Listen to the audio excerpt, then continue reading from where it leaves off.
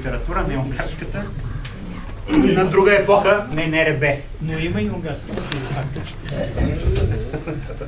Да бъдем все повече историци на съвременността, а не просто нейни литературни критици, се казва в един от текстовете в книгата на Пламен Дойнов «Българска литература и началото на 21 век». Това изречение не твърди, че просто има разлика между литературният историк и историка на съвременността, а това, че да бъдеш историк на съвременността е сякаш напълно обратното на това да бъдеш критик и историк на миналото. Разликата между двете неща може да се види, когато сравним книгите на Пламен Дойнов, посветени на типични литературно-исторически въпроси и тази. Няма нищо по-погрешно от това да се прави история по познатия начин на настоящето. Защото настоящето всъщност няма история, няма време. То се случва, в него участваме, то е сякаш никъде без място. Ето защо в тази книга, която говори за съвременността, липсват необходимите за отношението към историята разказ и сюжет. Тук водещо е вълнението от ставащото в момента, реакцията спрямо него.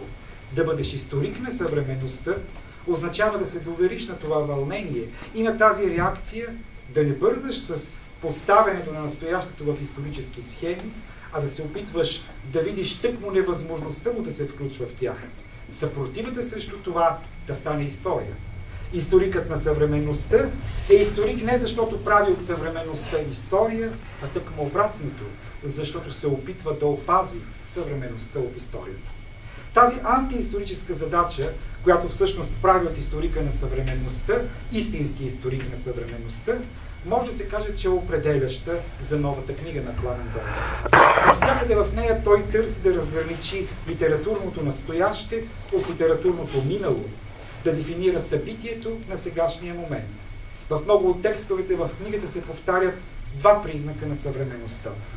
От една страна това е нормализацията на литературния живот, в смисъл на изграждане на жанрова система, разделяне на произведенията според ориентацията им към различни публики и също така създаването на принципи при оценката и издаването на същите тези произведения. От друга страна, това е новият автентизъм, понятие, чрез което се назовава излизането на литературата от постмодернисткия скепсис, че контактът на човека със света е изкривен от опосредствата роля на знака, на медиите, че ние живеем просто в една знакова чурка.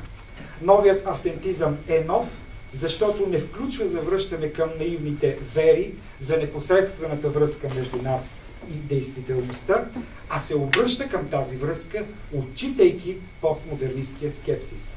В идеята на Пламен Дойнов за излизането на българска литература от постмодернизма може да се види и конфликтът на самия Пламен Дойнов със себе си. Не бива да се забравя, че именно Пламен бе от хората, които утвърдиха постмодернизма през 90-те. Новият автентизъм обаче не е само теоретично понятие. В него не е само Пламен Дойнов критика и историка. Това понятие е свързано с личното развитие на Пламен като поет. В него забелязвам завръщане към ранните му стихове, които за разлика от късните му произведения, където той е по-сюжетен, по-разказващ, са силно обърнати към сетивното, към тялото, към преживяването на въздействието на света. Напълно в духа на едно автентично отношение към литературата, в книгата на Пламен Дойнов осезателно присъства и критиката в своето първично проявление – оценката на произведението. Някъде през 90-те бе прието, че критика не трябва да оценява, че това е нещо наивно, че критика трябва да крие пристрастта си зад обективистични анализи.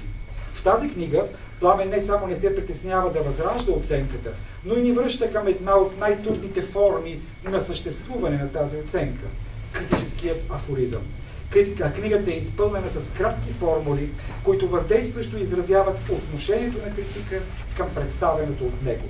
Например, Пламен нарича Ани Илков поетът на постоянстващата национална катастрофа. А за писмо от мъртвец на Богомил Райов пък казва: ако сега се съмнявахме, че моралният упадък на един човек може да продължава и след смъртта му, вече нямаме колебания. Продължава и още повече. Разбира се, няма как да не е на лице общото между историка на съвременността и историка на литературното минало Пламен Дойнов. Едно от тези общи неща е годината, това не специфично литературоведско понятие, което позволява да се обозре ставащо в литературата от перспектива не свързана с идеологиите на литературното мислене. Това е също така и Унгария. Унгария е сравнително ново място, с което се измерва българската литература.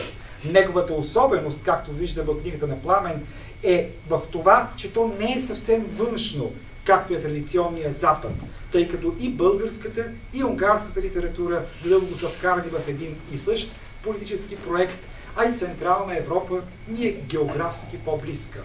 Именно тази не съвсем външност, тази близка външност на Унгария обаче я превръща в наша утопия, защото в нея виждаме неосъщественото себе си, онова, което можехме и искаме да бъдем. Нестаналата ни съпротива срещу комунизма, неосъществените ни мечти да бъдем действително, както е в Европа. Успех на книгата и честита на